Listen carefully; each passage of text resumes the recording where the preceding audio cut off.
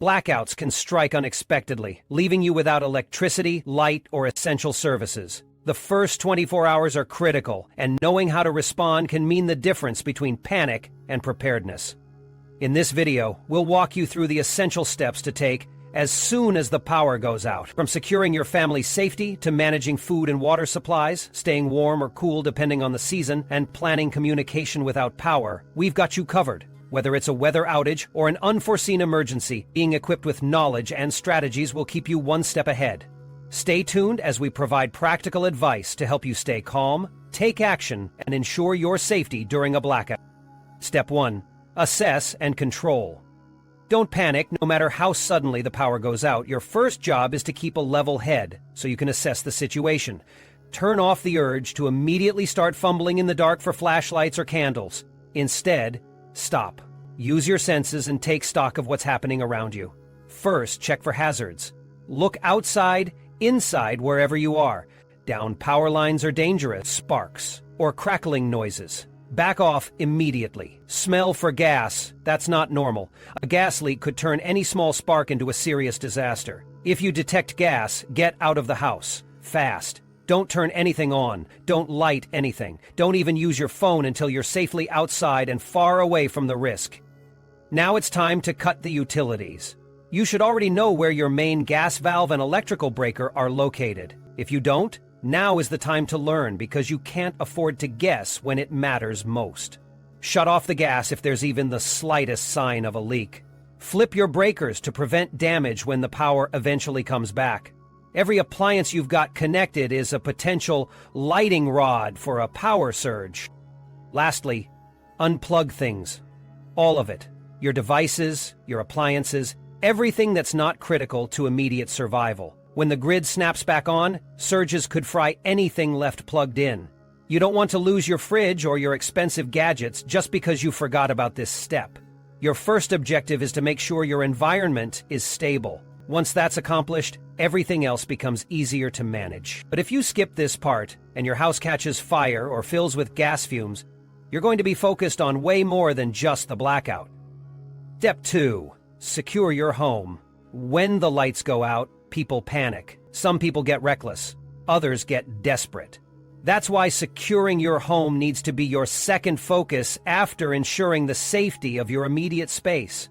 It's not just about keeping your belongings safe, but also about protecting whoever's inside.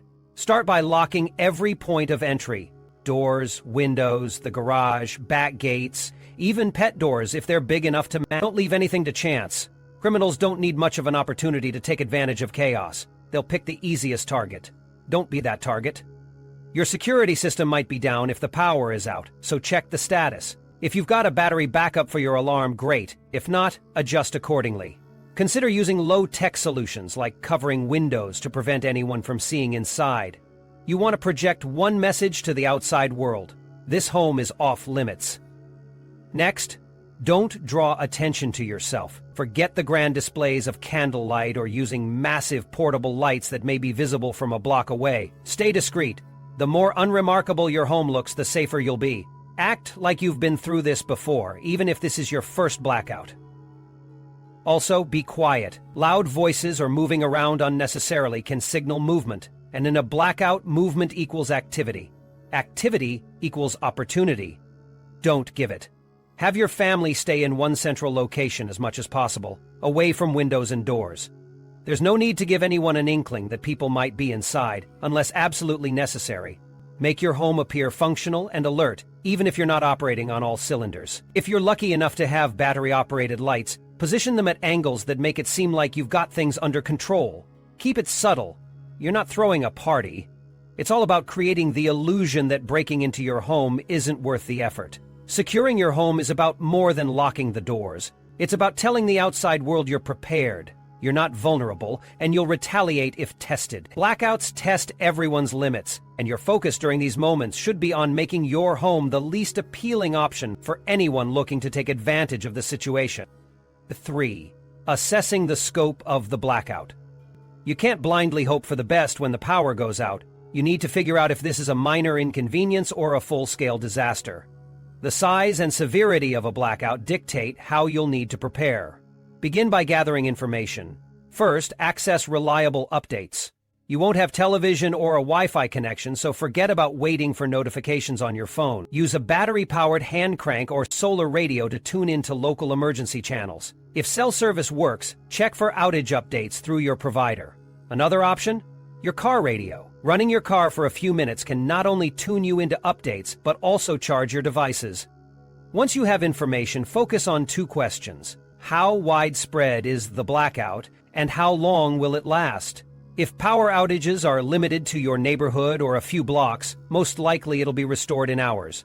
But if it's a citywide or regional power failure, prepare for an extended disruption.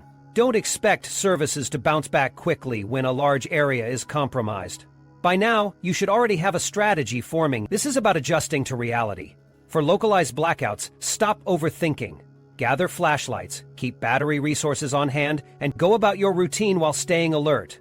For larger, more ominous outages, shift to survival mode. Stockpile water immediately, ration food, and limit energy use.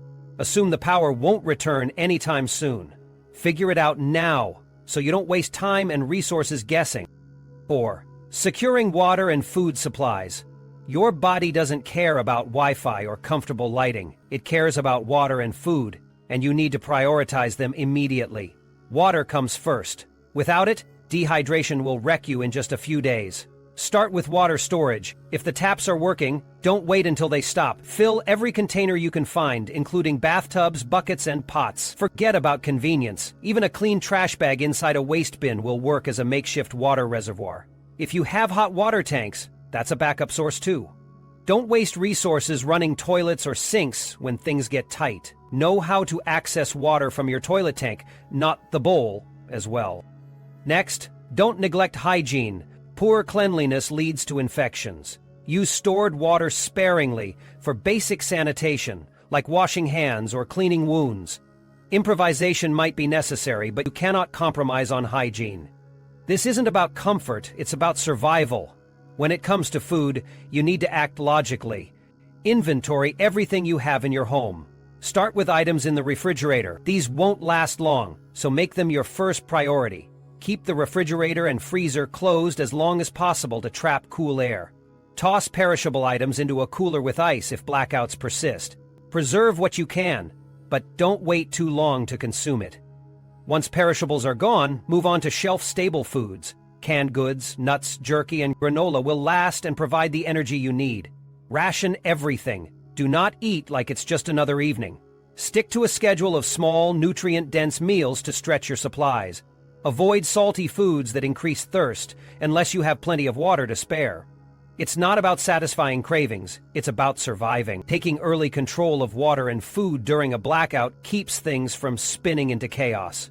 Stalling or procrastinating during the first 24 hours is a mistake you can't afford to make. Stock up, ration, and adapt. Survival doesn't wait. 5. Strength. In numbers. Managing your team and resources. When things go dark, it's no time to play lone wolf. Survival is about teamwork. Assigning roles and responsibilities keeps the operation lean and avoids wasted time and resources. Someone should keep an eye on water storage. Someone else should monitor what food you have and ration it out. Got fuel? Designate a person to track how much you're using. This structure keeps everyone accountable and cuts down on duplication of effort. Efficiency becomes non-negotiable in a blackout. Supplies aren't infinite, and there's no guarantee when the lights will come back on. Water doesn't magically refill, and fuel runs dry if you're careless. Keep an inventory of everything available. Estimate how long each resource will last under normal conditions. Then cut usage down to the bare essentials. Ration early, not later. People might not like it, but it's better to stretch things out than to run out entirely. Teamwork can reduce panicked decision-making. When one person takes on every role, mistakes happen. Sharing the load gives people a purpose, which calms nerves and ensures nothing gets overlooked. But the key to making this work is communication. Everyone needs to know what's happening and why. Random decisions lead to drama, and you can't afford squabbles while trying to survive. If you're alone, you're not off the hook. Instead of assigning roles, set yourself a strict schedule. Divide your time between monitoring supplies, securing more resources, and keeping tabs on the environment. No one will share the burden with you, so every second counts. You'll have to work harder and smarter, but it can be done if you keep priorities in check.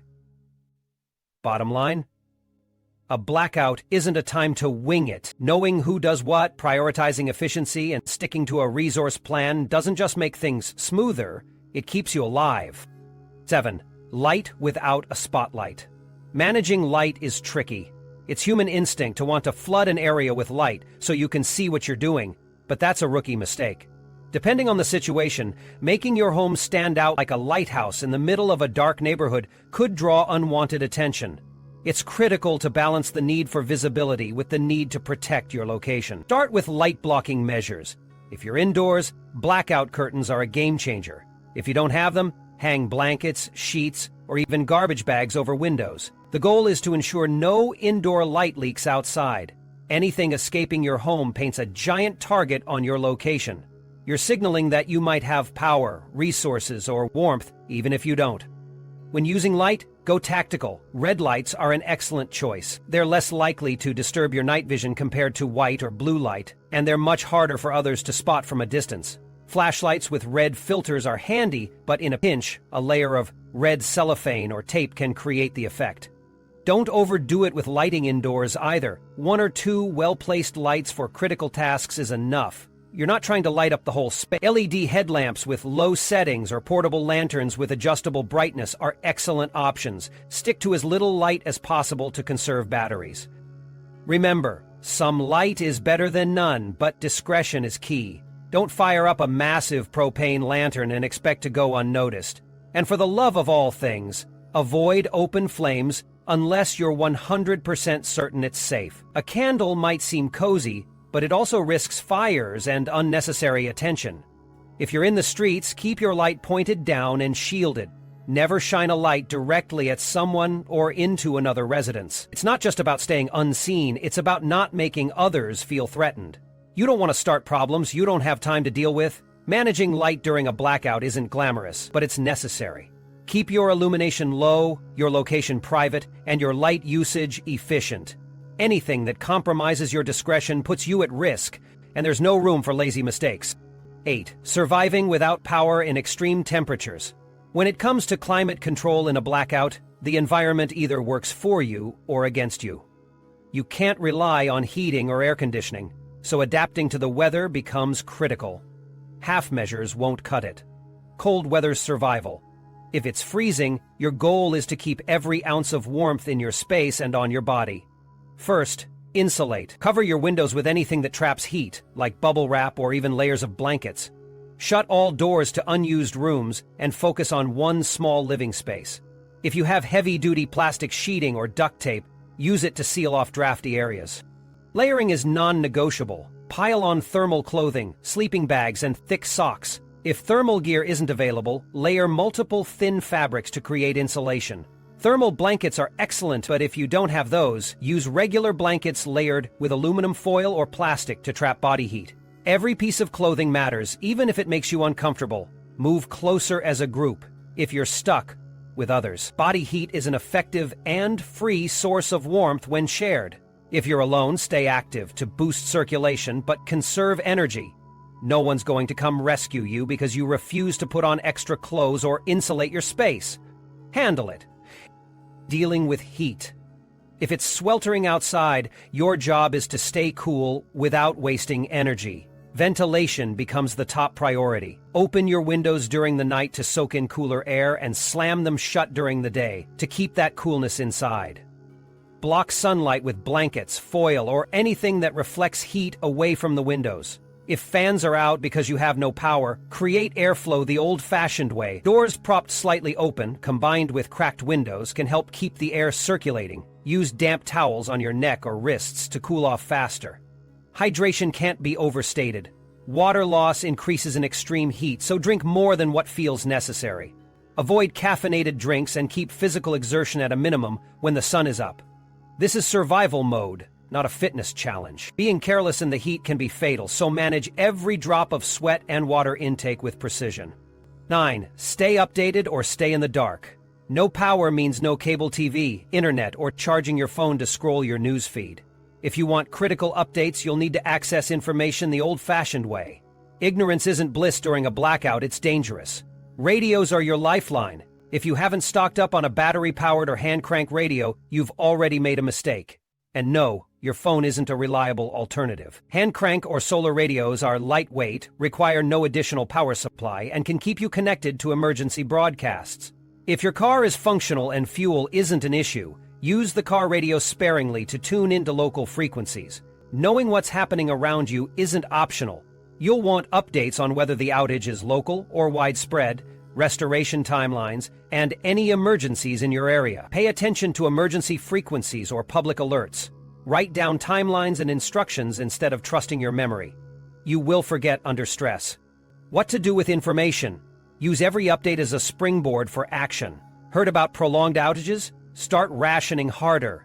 Is there a curfew in your area? Make sure you're not the one breaking it. The more informed you are, the less time you waste fumbling about blindly. Knowing the scale of the blackout and anticipated repair durations will help you conserve supplies and make strategic decisions. One word of caution: be mindful of misinformation. Stick to credible local or national broadcasts. Panic spreads fast during blackouts when rumors start flying about hordes of looters or martial law. Verify through multiple channels whenever you can. Communication alternatives. If resources allow, get creative. Shortwave radios can transmit and receive signals over long distances, though they require some know-how. If you're in a tight-knit community, organize a system for sharing updates, either by word of mouth or written notes passed along via trusted people. Once you've gathered current information, don't forget to spread it to those who can't access it. Team effort reduces bad decision-making and keeps everyone calm. 9. Nighttime security and sleep discipline. When darkness takes over and the power is out, the night doesn't just bring inconvenience, it brings risk. You need to take nighttime security seriously. Things won't feel normal, and you can't afford to act like they are. Start with establishing a watch schedule. Whether you're with your family, friends, or a small group, someone needs to stay awake at all times. This person, or team if you can spare more than one set of eyes, should monitor the surroundings for threats and hazards. This includes spotting intruders, deterring opportunistic theft, and remaining alert to potential fires or structural problems that might worsen in the dead of night. Everyone should know exactly when it's their turn to be on guard. No exceptions. This isn't the time for laziness or trying to wing it. Securing your valuables and essential supplies is non-negotiable. Food, water, batteries, and tools are priority targets for theft, and if you lose them, you'll be in trouble fast. Pack items away in hard-to-reach spots or in locked containers. If you're staying in a house or apartment, choose one secure room to keep everything in and keep that area guarded. Next, enforce quiet hours, seriously. Make no mistake, noise carries further in the dark, especially when everything's silent during a blackout. Yelling, loud conversations, even loud chewing can be enough to alert wandering individuals to your location. Why does this matter? Because desperate people see stocked-up homes as easy targets. Keep your voices low, don't play music, and avoid anything that'll make unnecessary noise. Anyone in your group having trouble staying quiet needs to understand what's at stake. Finally, personal protection measures will give you a fighting chance if things go south. Non-electric alarms, such as tripwires or makeshift barricades near doors, can buy you critical time. If firearms are part of your plan, make sure they're staged responsibly. This means they're accessible, but not left lying around where accidents can happen or they can be taken by an aggressor. Don't rely on imaginary goodwill. When it's dark, people act on desperation and fear. It's better to be prepared than naive. Nighttime is an opportunity to recharge your body and mind, but without discipline and preparation, it can become the most dangerous part of the day. Protect your supplies, stay quiet, keep watch, survive. 10. Sustained survival strategies. The first 24 hours of a blackout might seem manageable, but don't fall into the trap of thinking it'll all go back to normal tomorrow. Prepare for the worst-case scenario. A long blackout requires a shift in how you think and act. Your biggest enemy will be complacency. Start mentally preparing yourself for the possibility that the power might not come back anytime soon. This means letting go of the normal day mindset. Stop treating your resources like they'll always be there. Your stash of water, food, and fuel isn't limitless, and waiting to ration until you're running low is reckless. Start conserving now. Use water only for what's absolutely necessary. Avoid overeating out of boredom or stress. Stretch out your fuel supply for cooking or emergency heat. Measure everything. Every drop, every calorie, every match matters more than you think. Security should remain high on your list of priorities. It's tempting to loosen up once things feel calmer or you survive the first night. Don't. Keep a low-profile approach to how you're living. If you go outside, don't look like someone who has resources. If neighbors or strangers see you with full bags or hear the hum of a generator, trouble comes knocking. Camouflage your routines so you aren't a target. Avoid advertising that you have supplies in a world where others are struggling. Lock your doors. Avoid unnecessary interactions. Trust no one outside of your immediate group. Be ready to adapt fast. Things won't unfold the way you expect, and clinging to a rigid plan is a mistake. Check your surroundings constantly. If fires break out in the area or looters become a problem, you may need to move locations. On the flip side, it's possible that staying put and conserving energy will serve you better if external dangers seem manageable. Base your decisions on real-time information, not wishful thinking. Talk to everyone in your group and evaluate your plan frequently. What worked before may not work tomorrow. Be flexible. Above all, maintain focus. The longer you wait for help or assume things will fix themselves, the worse off you'll be. Blackouts can stretch for days, weeks, even longer. If you prepare like the power isn't coming back, then you're doing survival right. Take control of what you can, conserve every ounce of your resources, and keep watch. There's no room for complacency when the stakes are this high.